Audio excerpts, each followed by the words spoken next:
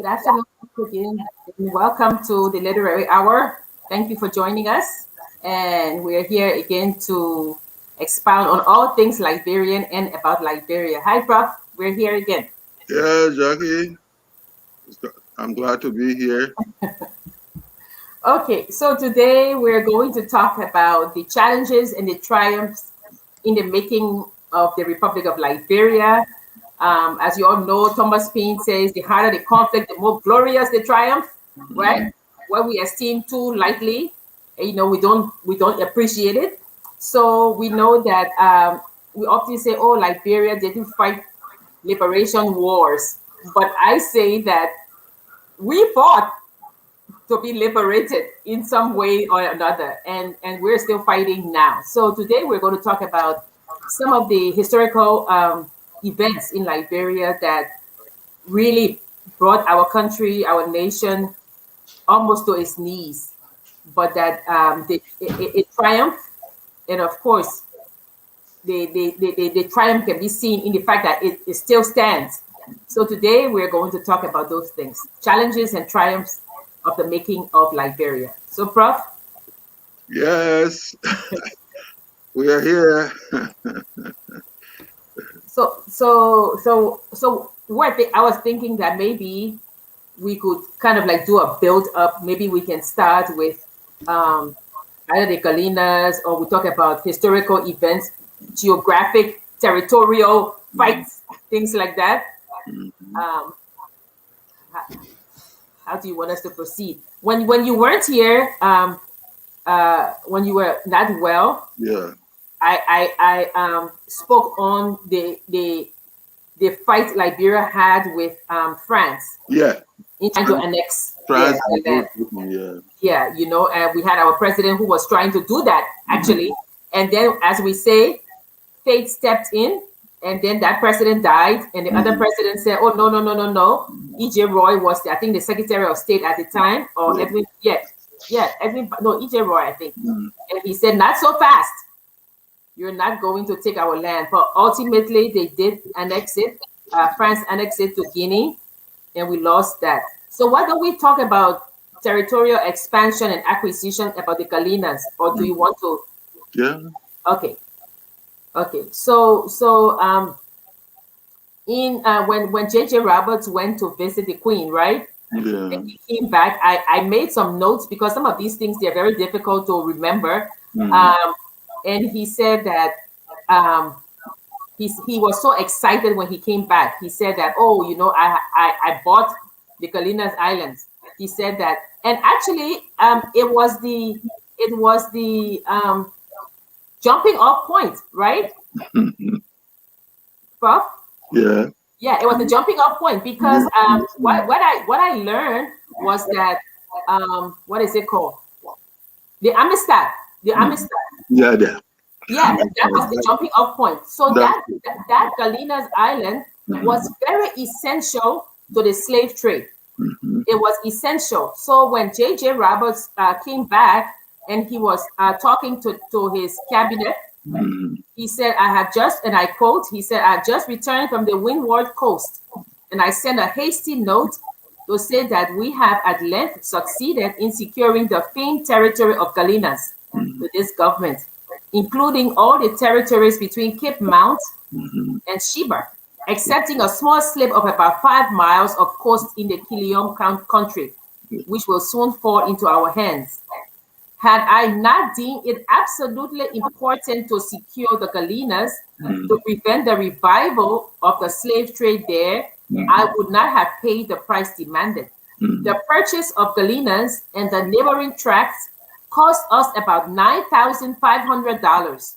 The chiefs were aware of the object of the purchase and argued strenuously to sacrifice, as they considered it they must make in abandoning forever the slave trade, and demanded a large sum as equivalent. So J.J. Roberts said, "You know what? This is important. I'm going to purchase it." And that was a huge sum of money at the time. yeah. So he No. bought the Galinas. It's interesting to note that at that time, Britain was fine with it. He had come from England, met the Queen, Yeah. Everything was fine. So what happened, Prof? It's more of the. I mean, it may be a loose comparison, but it's more of George Bush looking in the face of Putin and saying, I look in the eyes of Putin and I saw his soul." Yeah. You know, the thing about it's many times many of the leaders, Liberian leaders, were played. Yes. You see, that is one example of being played. You know, the idea that you think you have acquired a piece of land, acquired. Remember now, this was the period of land acquisition and expansion Yes. of Yes. Liberia, and therefore one can understand. But if only they had known. Roberts and Co. If only they had known that even though you talk about paying the money and what have you, there are other intricacies. There are other intricacies that you had to be aware of, and if you were not aware of that, then of course the whole thing was breeze, and that's what happened in the case of Robert, as we are talking about there. Because with now, what happened eventually? That's the thing about. That's the question. Well, all the excitement and all that, what happened eventually? It was more like a bid and discard type of thing. So we have a young republic, Mm-hmm. Liberia. Mm-hmm. We have a young republic that does not have a strong benefactor like Okay. France and Guinea, Yeah. France and England. Yes. Yeah, and Great Britain. We have this little tiny nation Mm-hmm. that has also to play the two-step with all of these. Yes. Sideswipe, navigate, reconfigure, right? Yeah. So this Yes. little country is doing all of that. Mhm. And then we have a superpower, the United States, that Liberia would think that they would help us Mhm. in case there's something, Yeah. right? If you look at if you look at the all of most of the challenges that came from outside of Liberia Mhm. to the existence, to threaten the existence of our country, Mhm. they came from superpowers that were friends to the United States. Yeah. And in every one of them, Liberia lost. In Every one of them, Prof, Yeah. Liberia lost. In fact, there is a letter, part of which I quoted in a book that I did, The Scum of the Earth. In that letter, you can hear the screaming. You can hear the screaming of Liberia, as the leaders try to fend off France and Great Britain. Do you know that when the American ambassador to France, when the Liberian delegation went to the ambassador, do you know that the man threw up his hands and said, this one, I can't be part of it? But you, Jackie, you have to go to the variety of minds that made Liberia. I identified 6 of the minds. One of the principal minds was that Liberia would be a place where, these no good Africans, these black people who are not supposed to be in America, they have to be shifted all the way to Africa, to the home of their nativity. So whatever happens to them, we don't care. It was just few people who probably had some conscience that wanted to help. But of course, if you wanted to help and you were not, you were powerless, what would you do? That is what you see in the case of that you correctly identify all the major challenges, all the major cases for which they went over what happened. They did not what? They did not live because they were the superpowers were obviously in the what? In cahoots. That's where they were, and that's what happened in the case of eventually the pieces of land that like the Liberian leaders lost in the process. You know, Prof, in the Treaty of October, of 1862, right? Yes. Between the U.S. and Liberia. Mm-hmm. I found the treaty and I kind of wrote it down to say, it says Article 8, the United States government engages never to interfere unless solicited by the government of Liberia in the affairs between the Aboriginal inhabitants and the government of the Republic of Liberia and any other in the jurisdiction and territories of the Republic. But should any United States citizen suffer loss in person or property from violence by the Aboriginal inhabitants and by the government of the Republic of Liberia, and the government of the Republic of Liberia should not be able to bring the aggressors to justice, the United States government engages a requisition, having first been made thereof by the Liberian government to lend such aid as may be required. Now, that is not to cut you off, Jackie. That is where, to a large extent, they always came through. yes, It was often between the Aborigines and the settlers. That's where they came through. yes, You have wars in Grable land, wars in Crew land, and what have you, and that's when they will come through. Other than that, every other thing was breeze. So yeah, here is what's his name, J.J. Roberts, so happy that he has gotten the land, right?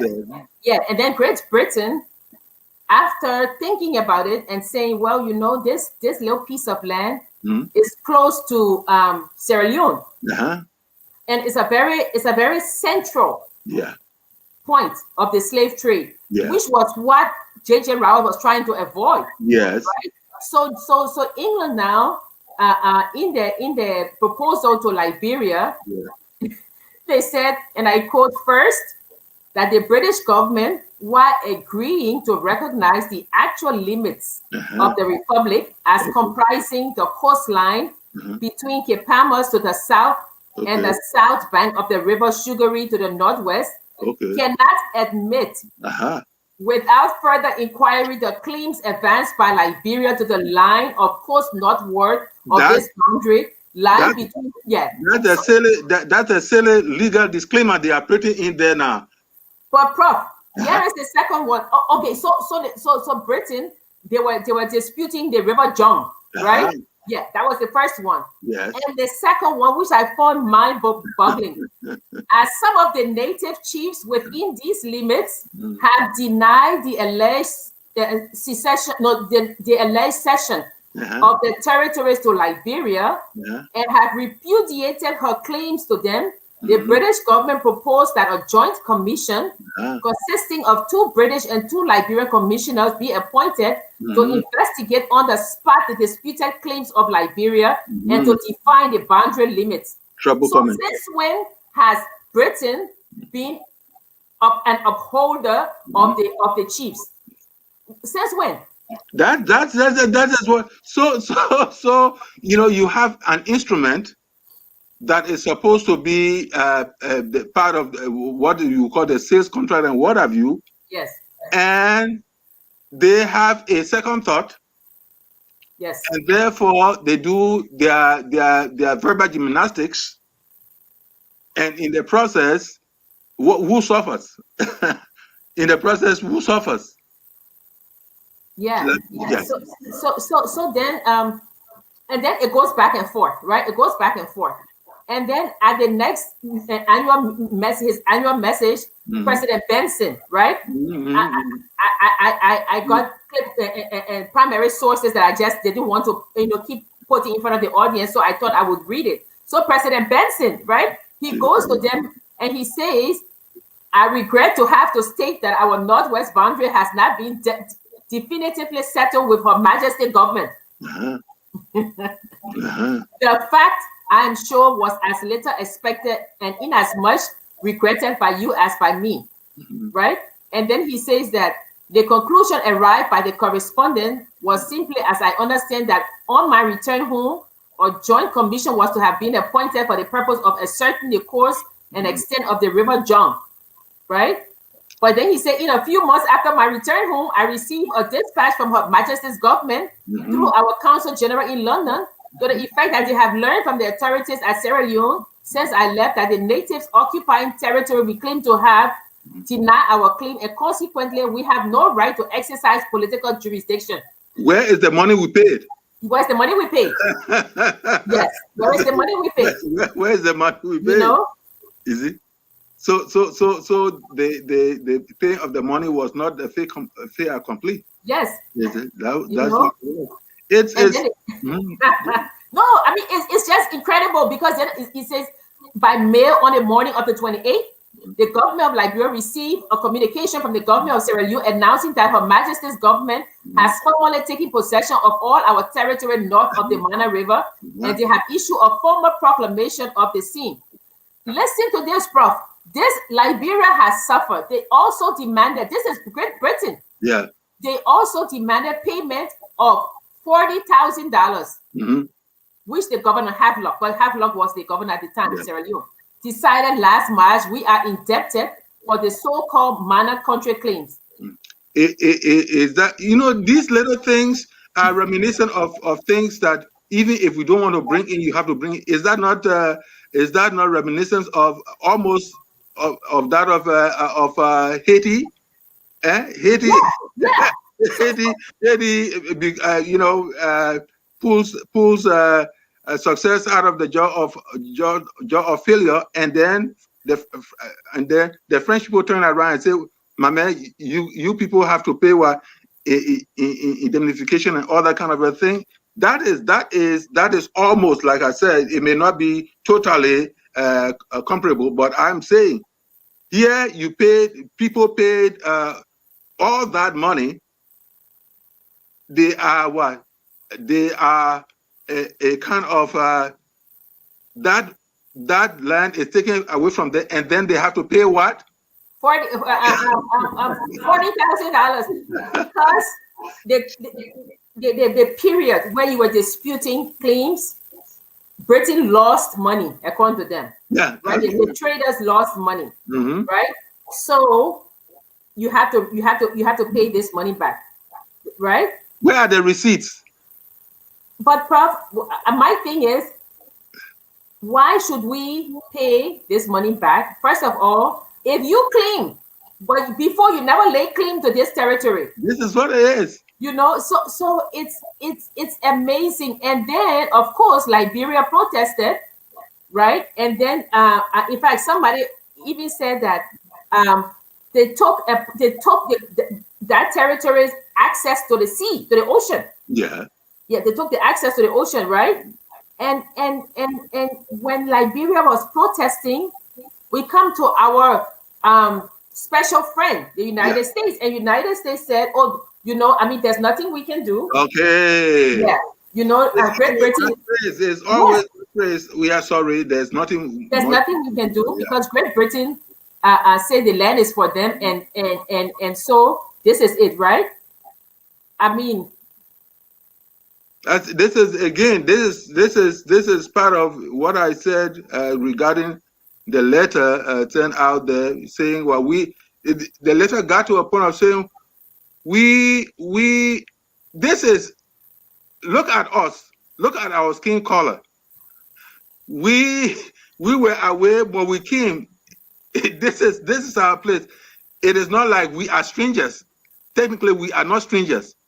So how the land for Black people will not be for Black people now, and white people will be what? Forcing overtaking this land? Let somebody tell us. We appeal to Christian people of the world. That's what they say. That's what the phrase they use in the thing there. How is it possible? So we it looks like you say, we take God to beg you. We take God to beg you. Yes, to give us back our land. But again, when they got to the American ambassador to France and what have you, to say, well, We are sorry. You know, there isn't much we can do. It was always that. We are sorry. There isn't much we can do. But Prof, what I'm saying is that given the power of the United States, even at that time, the United States could have done something. This is true. They could have done something. That observation is true. But again, mind you, now we are talking about the mines that eventually made Liberia. At the top of the mines, we have people who were saying that these black people have to go back to their nativity, even though they were not the ones who took themselves out there. They have to go back, and once, if there's anything to keep them there, they have to be there. And if we kind of help them a whole lot in these things here, probably some of them will get a little sassy and what have you. No, let them be where they are. Whatever happens to them, let it happen to them. But Prof, also, if you look at it, and this is just, I mean, you know, I'm just thinking that, you know, when France annexed the land, I think by that time Britain was emboldened. Yes. To say, oh, nothing happened, you know, so we can do the same thing. Yes. You know, so of course, Governor Havelock of Sierra Leone decided that, okay, we want this land, right? So they Havelock agreement, or the Havelock, agreement. It says that, and I quote, having been considered, it is not resolved. So there's no more commission, Prof. It's resolved that while the Senate is willing to yield such territories as arbitration.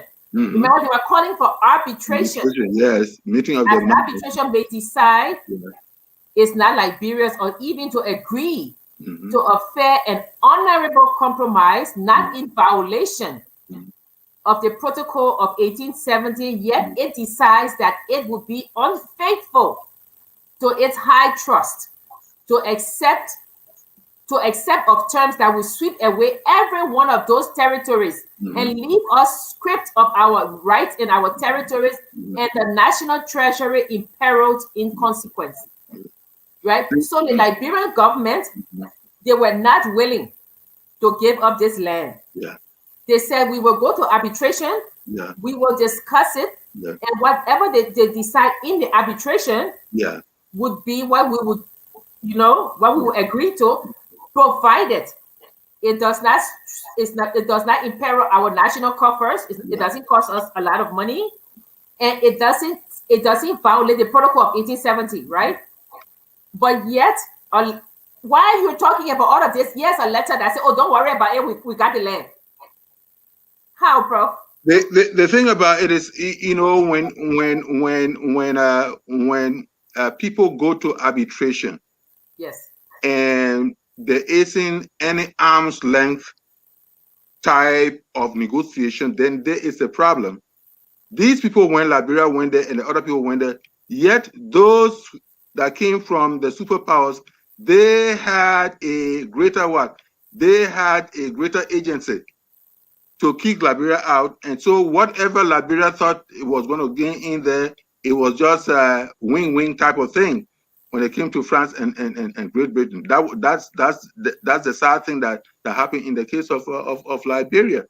So whatever it thought it was doing, it was actually, like people would say, it was actually making fool of itself, or they were making fool of Liberia. So what I don't understand is that if we have Liberia as when it wasn't, right, when it was a protectorate of the United States, Great Britain, well, I mean, sort of, but I mean, you know what I mean? Okay, before 1847, let me put it that way, before they declared independence, there were land acquisitions. But what I'm saying is that France and Great Britain, seeing that Liberia was sort of protected by the United States, didn't encroach, did they? Because these two things were after 1847. So now Liberia is an independent country, but with no power of America or the United States. So now they can come in and say, oh, you don't have power. And the United States agreement with Liberia says it will not interfere. In fact, not to cut you off, Jackie, when did America recognize? When did America recognize? It was long after 50 years later. 1847. The very Great Britain that had come forward to say yes, we recognize Liberia. It joined France, and it was doing that to Liberia. Prof, my question is, why were Great Britain and France so eager to recognize Liberia?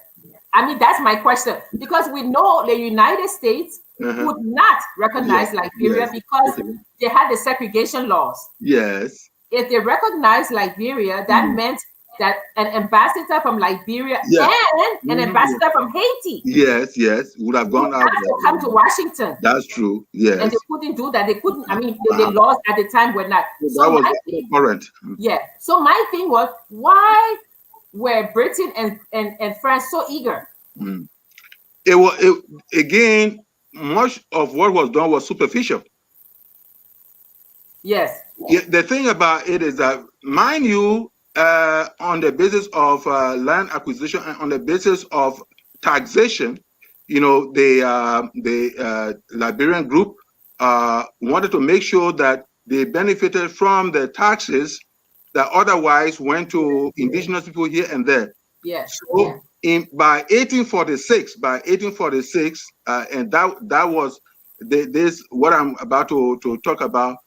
By 1846, the leaders at the time of the colonies tried as much as possible to impose more taxes. Yes. And the European ships said, no, we don't still recognize you. We don't still recognize you. Then, of course, that was when the decision to declare independence came about. So whatever it was now, you will find out that it was like playing the devil's advocate. It was like being superficial about, okay, well, if you say for now, if you say that you have declared independence, we recognize you, but in a sense that will not mean anything. Yeah. We gave you that, and you want formality, we gave you that, but you know, that's what I was saying earlier on, that whether paying that huge amount of money and what have you, if you didn't know what was working in the background, you would think you had the land when you didn't have it. And that's the same thing that happened in the case of they are declaring, I mean, they are accepting the Declaration of Independence from Liberia, and yet going ahead and doing whatever they had to do. In other words, much of this was a charade. Much of this was hypocritical, and that has been part of the sad fate of Liberia even to today. So as we're talking, we're talking about challenges and triumphs. Yes. So Liberia is still standing. We say that this piece of land, well, thank God, you know, that Britain didn't decide to take the whole of Cape Mount. You know, because if the chiefs were saying that it didn't recognize the power in Monrovia, Britain could have done anything. Well, thank God France didn't decide to take all of that piece of land. You know, I mean, I'm not saying that. I'm not saying that it is right. I'm just saying that at least this is a Negro republic, a black republic that is totally defenseless. Yes. Totally defenseless. You know, and so if we are talking about triumphs, I say that the fact that Liberia is still standing is a triumph in itself. Yeah, it's a triumph in itself, because now we have these two challenges from outside, right? Two challenges to Liberia's existence. Right? And now we kind of transition now to a challenge from within, which is the E.J. Roy saga. Right? So now we've lost territory and whatever, right? And then we have someone who decides that Liberia doesn't have money, right, Prof? Yes. And so the thing to do is to go and get a loan. Yeah. Prof, given the amount of money that we borrow these days, 25 million, 50 million, Yeah. 500,000 was nothing. Yeah. Nothing. You know, but At the time was he yeah. goes and he borrows, yeah. Yeah, and again, it's like talking about there are many ways to kill a cat. Yes. That there are many ways to kill a cat. At one end, Liberia was being slaughtered as far as the land acquisition was concerned. At another end, for a very long time, in fact, of course, you know that up to this day, you know, Liberia still goes on, you know, suffering from fat coffers that will make the country engage in development and make progress. So here, they went to get that amount of money, and according to historical narratives, we find out that there was much of usury. Much of that amount, much of that amount went into interest. You know, the interest that was exacted on the money was even more than the principle, to a large extent, that whatever filtered into the coffers of Liberia was just chicken change, or was just peanuts. And yet, because people did not get the full story and what have you, they thought that E.J. Roy had consumed the money. We should keep in mind that E.J. Roy was wealthy enough, and even though, you know, human beings are greedy, and most human beings are greedy, it didn't come to the point really that E.J. Roy had taken the money. Even his vice president, who came along, was able to lay it out, but there was another layer to the angst that most Liberians in leadership had against E.J. Roy, you know, because of the politics of the skin pigmentation. So he was the first pure black president. Yeah, pure black, right? And then they said there was some move towards his a kind of what did he do? He wanted to step up the years of leadership. In other words, before his time, it was often 2 years. Presidents will go 2 years, and then of course either they had a second term, or they just folded up and went their way. They said E.J. Roy was bent on increasing the number of years, and the question was, why did he have to be the one to benefit from the increase in the number of years from 2 years to 4 years? And that became a serious thing. So he had his hand, whatever shoulders filled. He had this thing about just a tiny fraction of the loan brought back to Liberia, and then this whole idea that he was about to make himself a four-year term president and what have you, all those things, and then of course the politics of skin pigmentation came to the picture, and all those things eventually took him off the scene. Yeah. So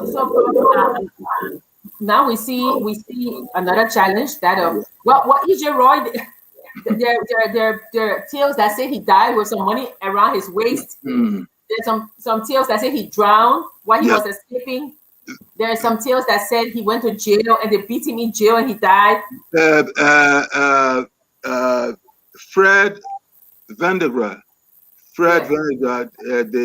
the Paradise Lost and something gained, something like that. But anyway, in that book, it is said that E.J. Roy was at dawn sneaking out to just escape, and he was shot.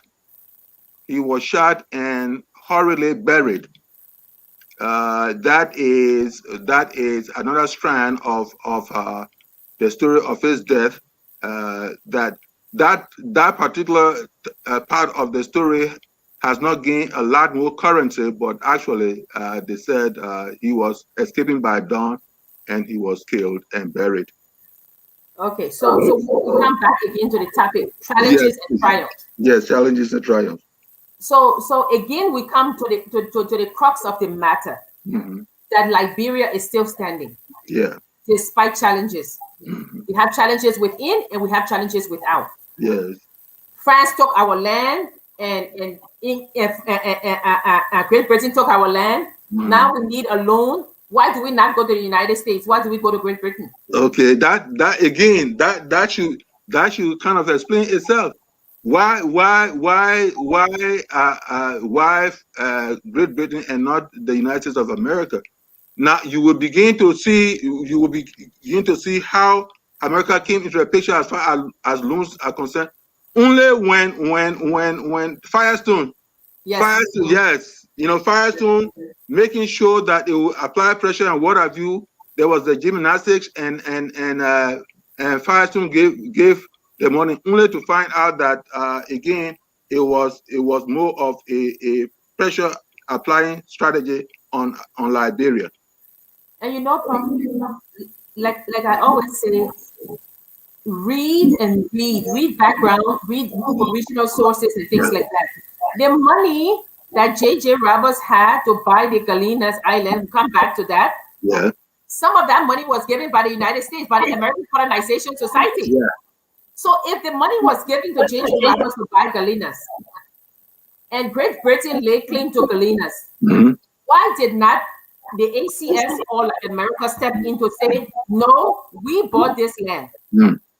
It's like the more you read and the more you look at the at the primary sources, it's like there's an underneath and an underneath, and you would be.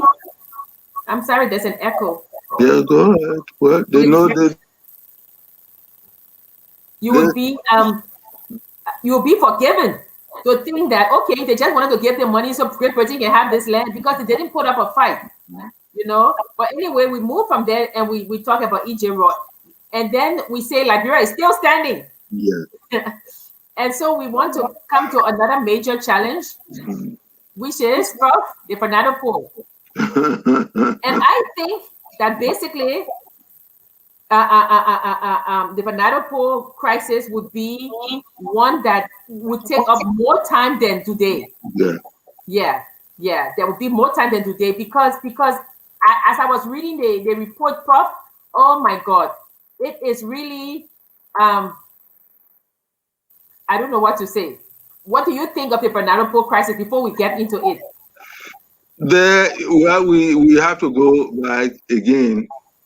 This whole idea of what set of minds made Liberia, what set of minds created Liberia. One of those was that Liberia will be a place where few people will get together and enjoy opulence. And this had to come into play as we talk about the Fernando Pool crisis. There was a sugar king company or estate in a Spanish sugar cane estate, and there were people in the hierarchy in Liberia who saw it as a money-making type of thing. And therefore, especially the poor indigenous people who were themselves defenseless became the target. And you had a select group of Liberian leaders who wanted to make much of it by going all the way down to get some chieftains on board to get and it got to a point where even it wasn't something like the chieftains kind of agreeing, but these people, the few people in power, once they thought they had power and authority, they could just railroad their way, and that's how they were capturing robust young men of the indigenous group and shipping them off to Finadapo, so that they will work on the farms over there without getting anything. It started off by saying, well, when you get there, we are going to give you something and what have you. They never did. They got their cut and that was it, and they moved on. So this became a centerpiece.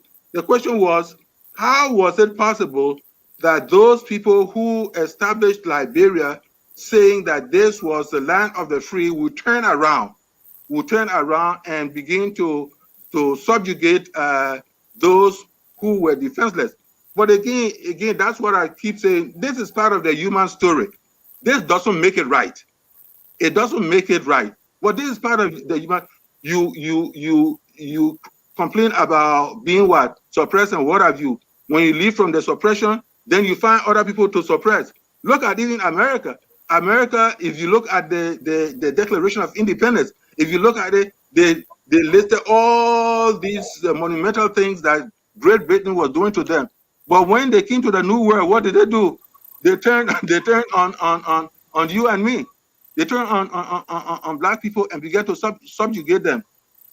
Some of the black people left from there, went back to they were the long departed. They returned. They went to Liberia, and what were they doing? Again, a chain of subjugation and other kind of a thing. So that was at the heart of the Finadapo crisis. Yeah, so in the 1920s, then we see that people started writing about forced labor in Liberia. Yes. And the part that made it so egregious was the fact that Liberia was founded, as they say, founded, to free people. Yeah. Right?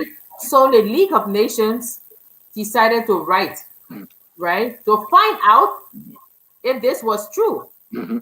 And I think we have two slides. The first one, if Dennis can put it up, is where exactly is Fernando Po, of Equatorial Guinea, where they have Bioko. Malabo, so that's Equatorial. I mean, that's Fernando Po. Yes, that's right. Yes. So then, the second slide is that when the League of Nations, asked them what was happening, this was the response: with regard to the specific allegation which have been made, I deem it my duty to record my government's solemn and categorical denial of the existence in the Republic of such labor conditions that would justify the characterization which has been applied to these conditions in your dispatch, and to declare that the government of Liberia will have no objections to this question being investigated on the spot by a competent, impartial, and unprejudiced commission, right? And the commission was the Honorable Arthur Barclay. Yes. And then the government of America had Charles Johnson, and then the League of Nations had Cuthbert Christie, right? And, and there was Guy Wallo had just Guy Wallo, the first African and Liberian to have graduated from Harvard. Guy Wallo was also co-opted as secretary to the commission. But let us go back a little, Jackie. A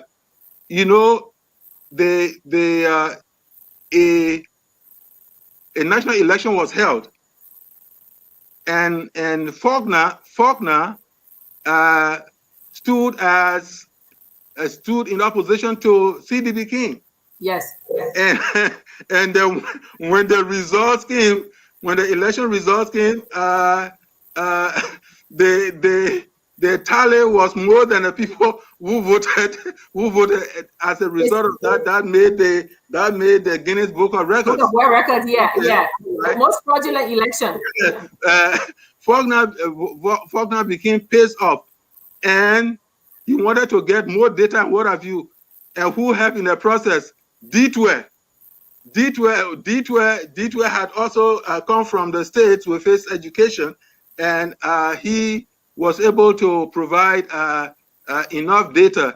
So he kind of collaborated with Faulkner, and Faulkner left from Liberia to go. And even though there had been whisperings here and there about forced labor and what have you, the report by Faulkner was able to crystallize whatever, and therefore set the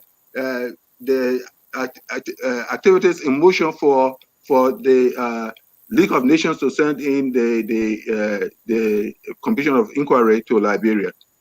But the government agreed. The government was the one that invited them. Yes. So the government agreed to have these three. And interestingly enough, when they started the interviews with the people, they started in Monrovia, and Arthur Barclay was there. Yeah. But when they went up to Kakata and then on to Sino and Kepamas, Arthur Barclay said he didn't feel well. It was too far for him to go. In fact, not only that, but they infused fear in the people. They said they infused fear in Christie and Charles Johnson. They say those people, they will dismember you. Those people will do this and do that to you. Regardless of all the scare tactics and what have you, they decided that they were going to go. But interestingly enough, when they were about to go, because the frontier force was going to go with them, and they said no. Yeah. Because the frontier force, the people in the other areas, in the rural areas, would be afraid to speak freely. The frontier force. So they said no, the frontier force would not go. And you know the thing that made me laugh was that if you're reading the letter from the Secretary of State to the League of Nations, he says that to show you how impartial we want this commission to be. Yes. Mr. Cuthbert. He said, we're not paying him. You guys will be the one to pay him. Some of those stories are so fascinating. This book by Charles Johnson, it grew out of his own experiences and the notes he took. It's called Beta Canaan. Beta Canaan. That's a book to read. That's a very important book to read. So in the terms of reference now, this is what they wanted to find out, whether slavery, as defined in the Anti-Slavery Convention, existed in Liberia. Yes. And then they wanted to find out whether the government encouraged this kind of slavery, and then who were the big shots who took part in it, right? Yes. That's another thing. Then they wanted to find out if there was an agreement, I guess, between whether the system is participated in by the government, whether there was an agreement with what is it called? Whether shipment of contract laborers to Panadopor under the terms of arrangement with Spain, or shipment of such laborers to Congo, or any other part is associated with slavery. You know, and then to what extent compulsory labor exists as a factor in the social and industrial economy of the state. So which means that it was not only just Panadopor.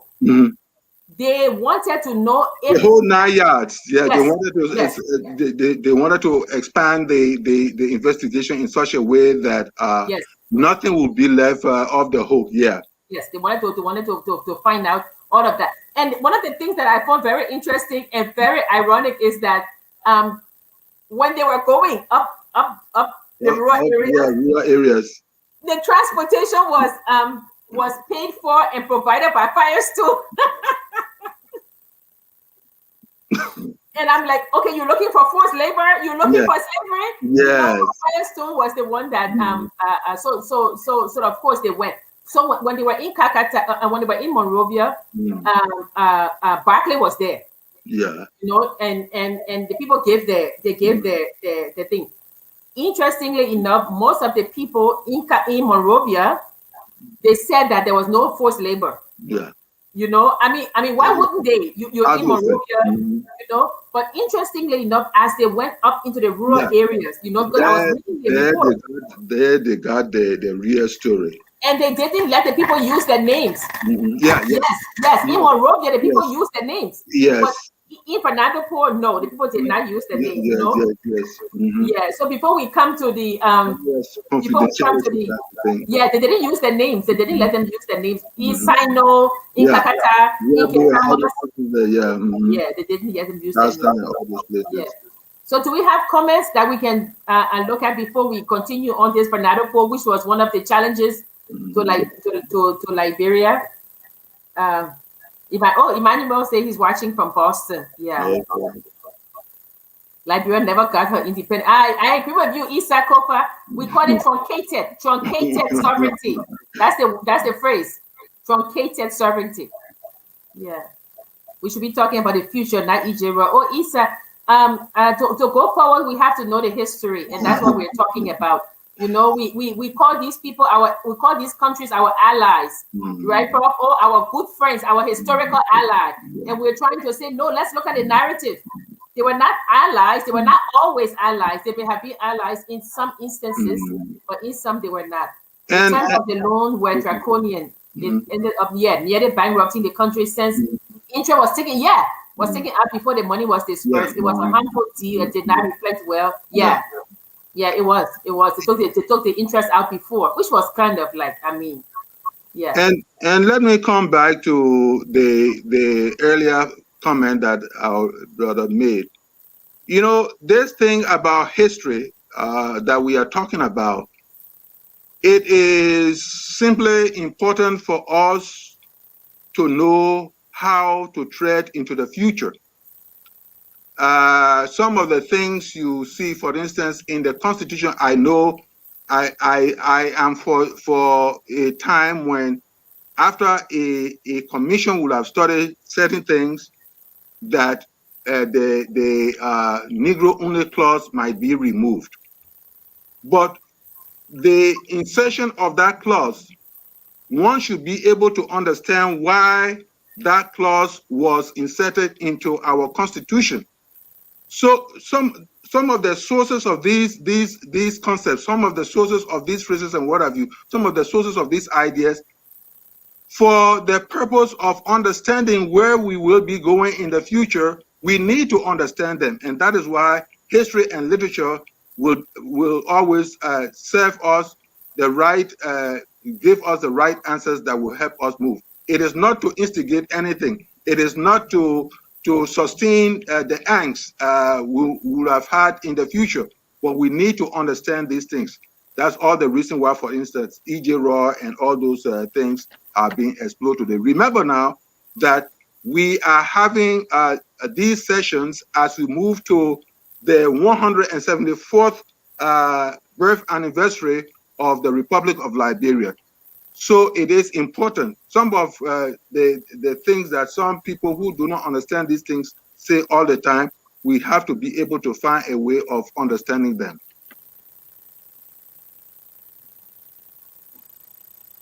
Oh, Benson, yeah. Well, when I saw about E.J. Roy, I looked and I said I thought Benson was of pure African descent as well, because they always refer to E.J. Roy as the pure black president, the first, you know. But Benson was. You're right, Jimmy. He was. Yeah. Unforgettable conversations with people you don't agree with are incredibly important. The original sin of the American Liberia is discrimination, bias, bigotry, classism, intolerance, unfairness. For almost 200 years, the American Liberian planted the seeds of hatred towards the indigenous people. Folks, we must have these uncomfortable conversations without any fear of, okay. Any fear of did he complete the comment? Yeah, I think he completed. One of the things I like to say is that, you know, one of the things we said at the beginning of this series, especially focusing on Liberia's evolution and all that, we said that there are certain things that are of natural tendencies. And again, one or two times I said that, and someone thought that I was speaking to justify or to legitimize whatever may have happened. The point that people should keep in mind is that when the long departed eventually returned, they were not the same again. They had a Western flavored mentality that placed them or made them see themselves as being apart from the indigenous group they met here. So whatever they did and all that, we have to contextualize that, but not to legitimize that. Once you understand why things happened the way they did, then you can treat things with some understanding as you move into the future. That is the mind that I hope that we have. Yes, bigotry and all that, it didn't come from what? It didn't come from thin air. Bigotry came from the Western orientation they had. Sadly enough, they came, and instead of, that's where Edward Wilmot Blyden will come into the picture, who said that, well, look, we came over to Africa to see how best we would interweave with these people here and see we will build a strong nation state. Unfortunately, we are doing something different. And that tension has continued to be there. Here we are today, even with a lot of people who are indigenous and are educated. See how most of them are behaving to their own people, to their own constituencies and what have you, when they should be able to make a difference. So this is a natural thing, but yet we must have the capacity to do something better. That is the knowledge that we are providing in this place here, to make sure that over time we will come to know that human beings are human beings too, that it is good for us to love one another and have mutual respect that will make us lead a good future life. And I think that so some of the comments that were made, I think that we, sometimes it's best. I know everybody's busy, but it's best to follow the show. Yeah. Find time every Friday to listen to the show, because we said that we are on a journey. Yeah. And as we continue the journey, we will not only learn more about ourselves, but about our country. Yeah. We discussed the fact that the American Colonization Society was never a philanthropic organization. If you look at the American Colonization Society, the full name was the American Colonization Society for the Removal of Blacks, right, Prof? So you keep saying American Colonization Society, but you don't give the full name. Yes. Right? Okay. The second one was that when Reverend Finlay said that the free slaves, they are growing in number. They are polluting our fields. Polluting our fields, right? He said they are polluting. We need to get rid of them. We don't want them to marry our women. We don't want them. They are a pox on the field. That was his quote. So of course, the people got together and said, well, we have to make them go to somewhere else. Yes. And I am not making excuses for the freed slaves from the United States. These people had lived there for over 200 years. Yes. They had nowhere else to go. Mm-hmm. If you know your history, you will know that the free slaves in Virginia petitioned the United States Congress and said, just give us land in Mississippi, in Alabama, further away, so we can live there, because we don't want to leave our homes. But the fear was that they will grow in number, and then they will meet the Native Americans, and they will overthrow the American government. Yes. They will do what happened in Haiti. They will do what happened in Haiti, right? So yes, we may say that when the people came, there were a lot of people who came with superior attitude, because of course the whites had told them, you're going to Christianize the savages.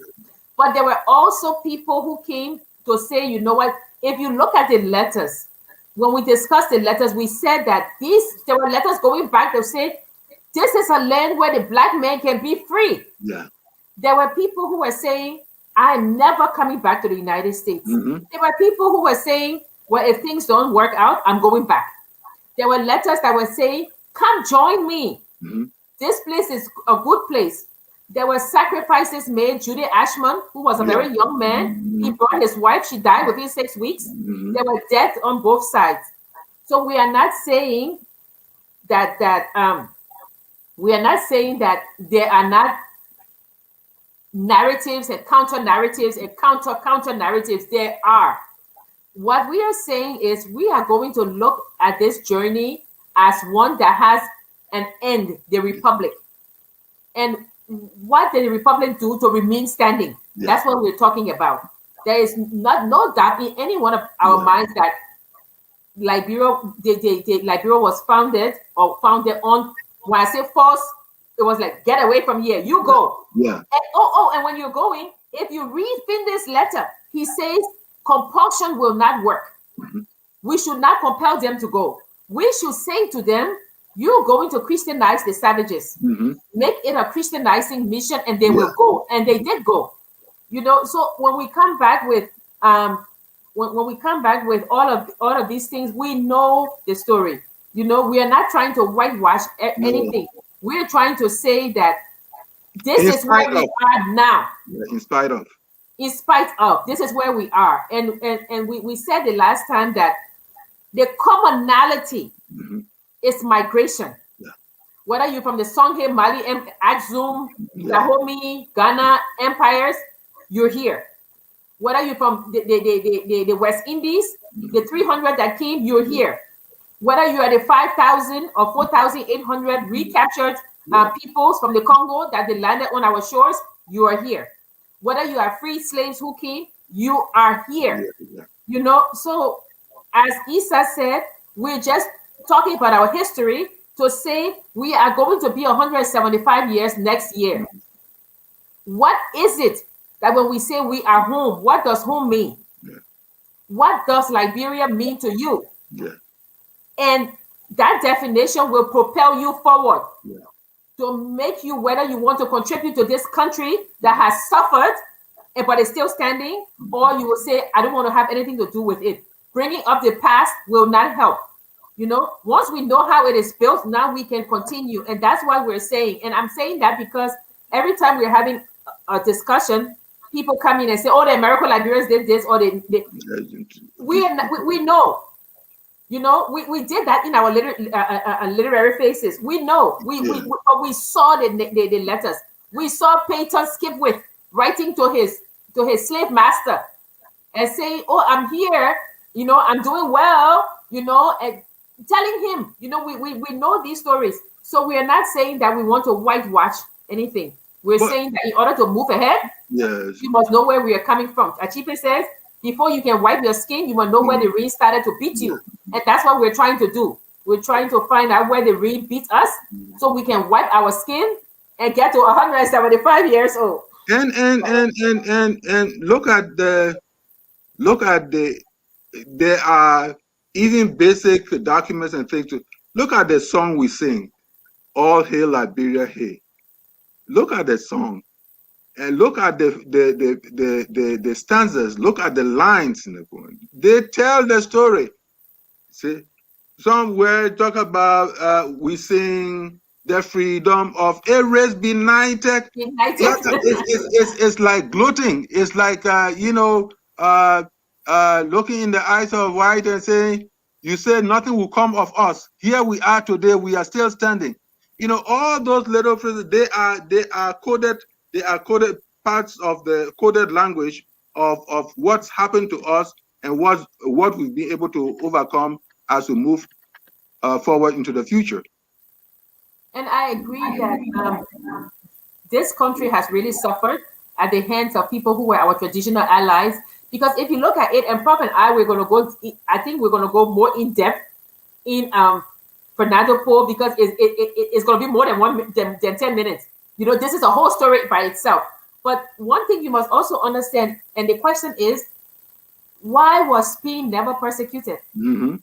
Liberia was okay. So the finding was that there was slavery, right? So we, as I said, we'll discuss Fernando Po later through the letters and the testimonies. But why was Spain never persecuted? Was it because it was the ally of the superpowers or what have you, and therefore you couldn't bring your own person in the public and beat that person? You want to beat up on a black monkey? Is that what it was? Because Liberia didn't own ships, so how did the people get to Fernando Po? You know, so that's why when we're talking about all of these things, we're saying that, you know, that you know, it's almost like a song, I will survive. Liberia was never meant to survive. Liberia was meant to get rid of, for the people to come to get rid of the pox on their field, as they call it. And the indigenous people came because they were searching for a new land. You know, they stopped at the ocean. There was nowhere else they could go. You know, and we talk about what is it from Daco and Dakar? Daco and Dake, right. You know, so they had their own little individual groups. You know, so these four groups, I would say, the West Indian, the recaptured slaves, the freed slaves from America, and the indigenous all came to this place. So when we say that, okay, we want to rewrite our history, you know, the thing is that we need to tell the story of all groups, you know, but we need to say, we need to either face it, you know, or deny it. But we have to reach to the place where we say we are Liberians. You know, this does not help us to keep coming back to just the understanding. That's what it is. We have to have an historical mind. There's got to be this sense of history. That sense of history doesn't mean that every year we are going to a kind of destroy everything that ever came, but to know why certain things are the same thing with words. You know, the same thing with words. You see a word. Somebody was talking about gerrymandering, this whole thing of part of American politics, and it came from someone called Gary, who was a governor in Massachusetts, and when he got to a point, he began to kind of rearrange things so that his party will win forever. Eventually, that term became a term that is used in America today.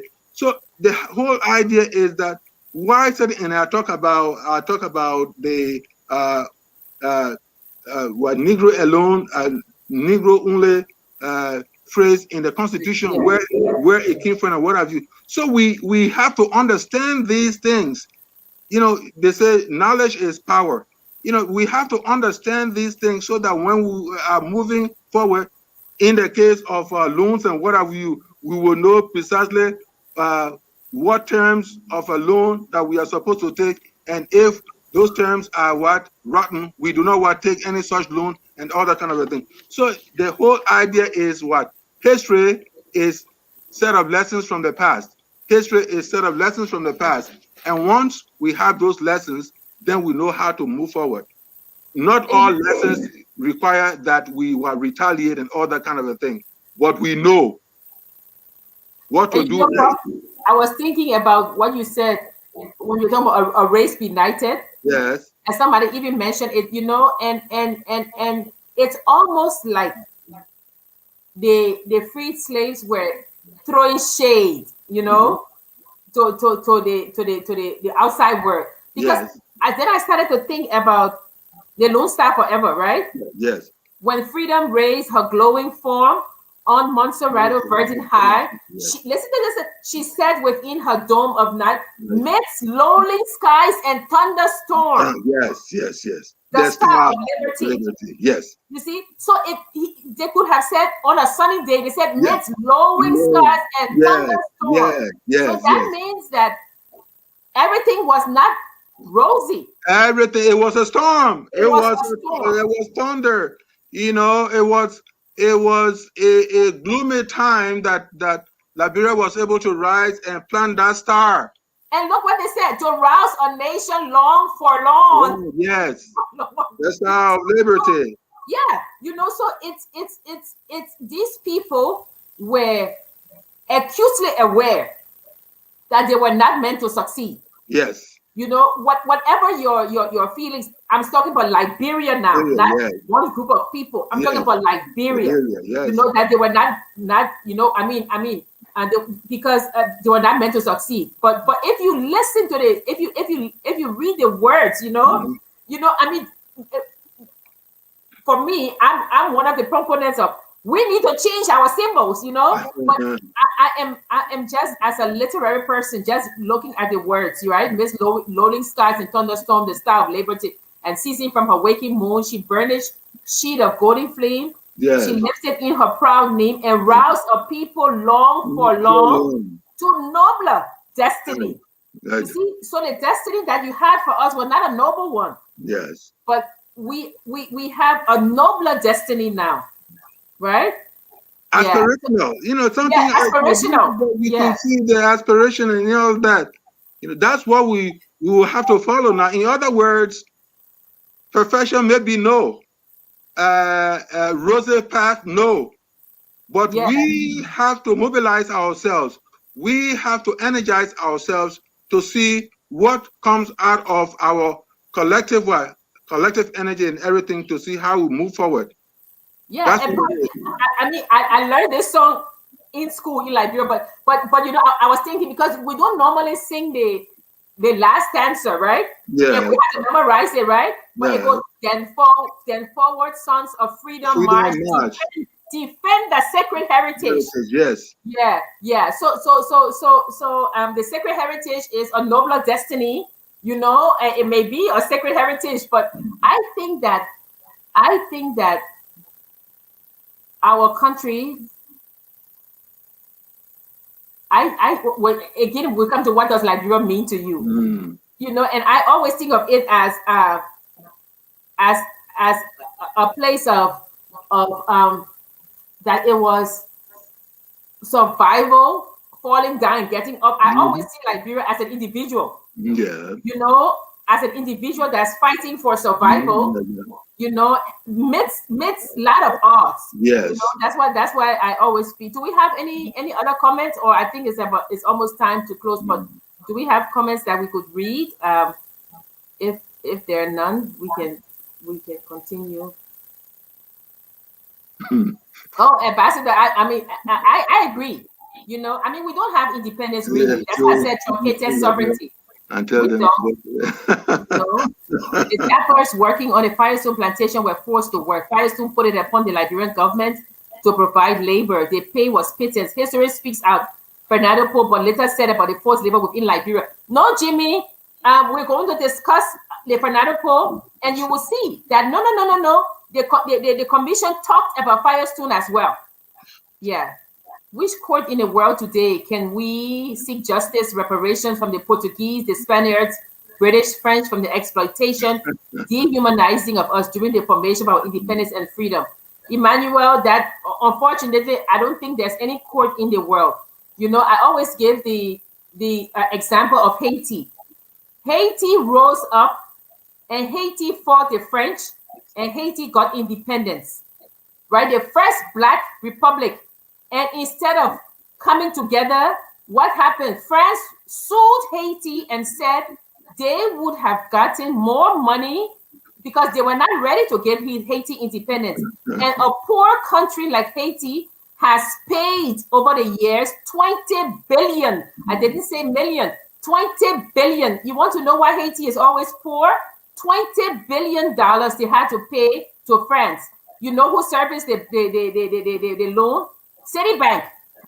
And we have not heard a peep from Europe, but we have seen African leaders run to France to bow down and kiss the ring of Macron, when we should be saying, pay Haiti its money back. You know, that's what we should be saying. So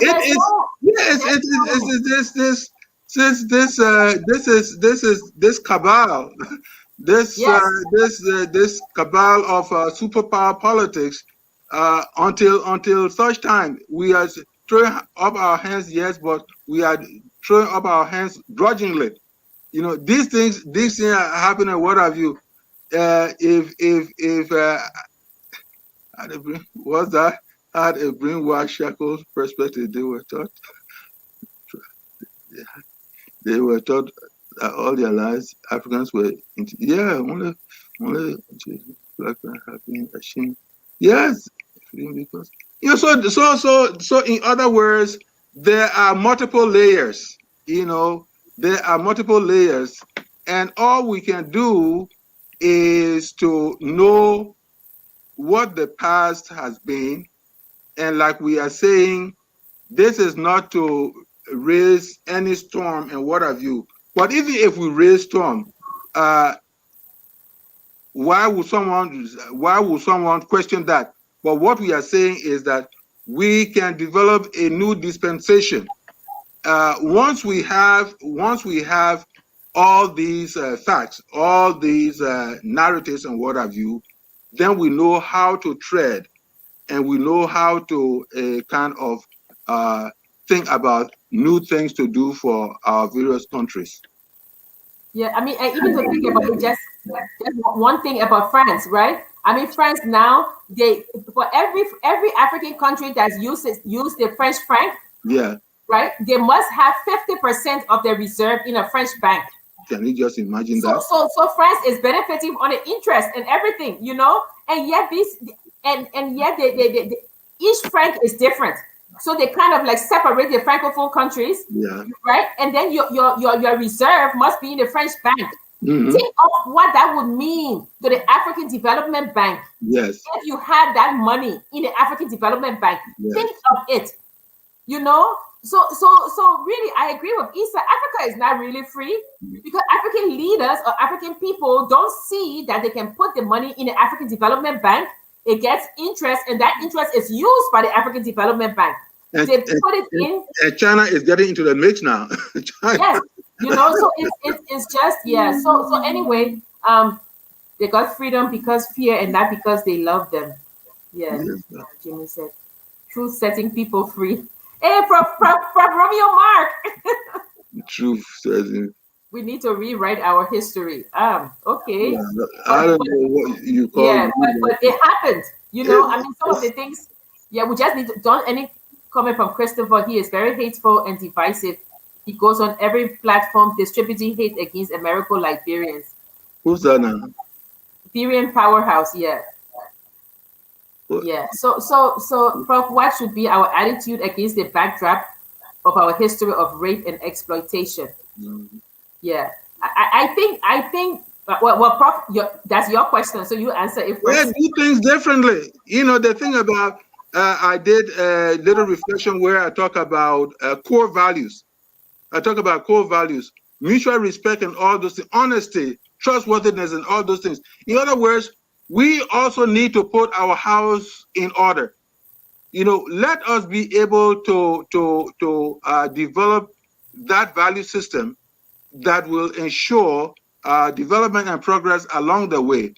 We cannot continue to say, oh, this people did this and this people.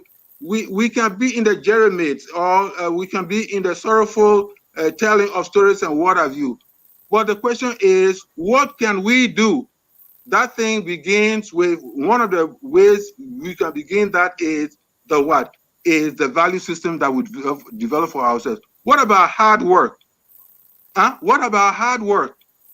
What about the sense of community?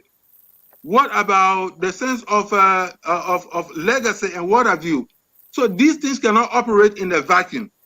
We have to, now that we are knowing some of these things, we have to be able to put into operation a kind of foundational structure that will help us move a different path and see what comes out in the future. We cannot continue to blink. Yes. All right, Henry. Thank you. Tennessee goes for woods. So yes. So that we have to have a whole month of shows on your books. Yeah, we have to start discussing your books now. No, not me now. But let's discuss a whole thing on value system. That's what it is. But you know, Prof, one of the things that I may be wrong, but I don't think so, is that the dependency syndrome. Yeah. That is so strong in the country. It's that because they see the country always asking, always depending. You know, if you look at your country and you can take pride in the fact that your country, it can stand on its own, you know, that can do things. Yeah. You yourself would say, you know what, maybe I can do this. But you say, oh, little old me, I can't do anything because look at big country like my country asking for help, so therefore I should ask for help. So I think that it should be, it's transmitted. This value of dependency is transmitted from the top down, and people see it. Yeah. So because Julius Nyerere said, the only way to be an independent country is to be an independent country. Yes. To be an independent country. Which is it? Yeah. Yeah. So yes, we hope you guys will join us again, because this is a very important topic. We're going towards 174th. And so what we're doing is we are having a series of essay writings. What does Liberia mean to me? I mean, it's not too late to send yours if you still have it. But Prof and I, we're just going through the history. We're going through the history to just show, that in case you didn't know or you have forgotten, let's discuss, the history of our country as we move towards. And we always say that, think of Liberia amidst these superpowers. Liberia fought for its survival. And so what we're saying is that there's a lot to be proud of. We've blazed the trail. And even if maybe Liberia has fallen down and picked itself up and fallen down again and picked itself up, it is still here. So every one of us in our little way lifts Liberia up. That's all we're saying. We're saying that if you know the history, you will be proud of where we've come from, and I think where we are going. And so that's why we're here. So before I turn it over to Prof for his last words, I would say that's what we're going to do until we reach 2,000 years old, when Prof and I are born and you guys are here. But when we're reaching to the 174th, just think of it. 174. The oldest African republic. Well, next to Ethiopia, right? So it's so much to be proud of. Yeah. So Prof, I turn it over to you. Yes, thank you, Jackie. You are doing very well, especially the research part and what have you. Let us keep in mind that history is not necessarily to dig up hate, but history is there to help us reflect. History is there to make us reflect on the next, hopefully positive move that we want to make in life. So whatever we say about our history, white people, other groups in the country and what have you, keep in mind that our intention is not to dig up hate, the dust of hate and what have you, because it blinds all of us and nothing we can gain from it. History here is for reflection, and then to galvanize us to see whatever productive move we make into the future. So we want you to keep that in mind. And history comes to us through oral tradition and through the written word. And we are using the written word once in a while, oral tradition, to be able to help us understand these things and move forward. So like I will join Jackie, we always like the comments that you make, and please let us make the comments hopefully in good faith, so that we make a very refined type of progress. Yeah. So thank you, Prof, and thank you all for joining us for another edition of the Literary Hour. We ask you to join us next Friday. We'll be here again. We will send the topic up soon. We're going to discuss things pertaining to Liberia. We have an essay that we will be having an essay reading on July 25th. What does Liberia mean to me? So it can be in the form of letters to Liberia. It can be in the form of an essay, a poem, a stream of consciousness writing, however you want to do it. It's 700 words, right, Prof? I think 700 words. Yeah, 3 paragraphs. 3 paragraphs, please send it to us. Just reflect on what Liberia means to you. When you say to your friends here, I'm going home. What does that mean? What really does home mean to you when you say I'm going home?